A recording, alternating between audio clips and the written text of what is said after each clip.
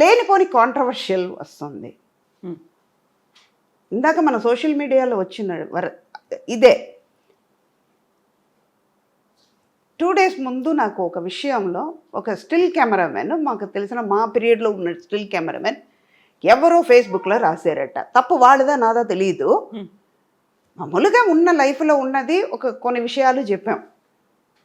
ఒక 10% అందులో నిజం ఉంటుంది, 90% ఫేక్ ఉంది.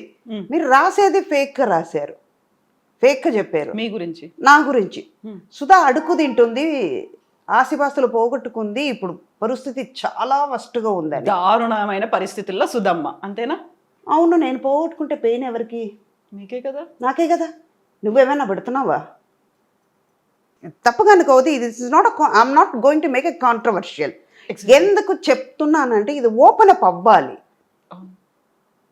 ఇది సీరియస్గా వెళ్ళిపోవాలి. నిజమే. నేను అడుక్కు తింటే నీ దగ్గరకు వచ్చి అడుక్కున్నానా? ఇంకా చెప్పాలంటే ఫేస్బుక్లో రాసేవాడివి నువ్వు, నా పేరు వాడుకుని నువ్వు అడుక్కున్నావు.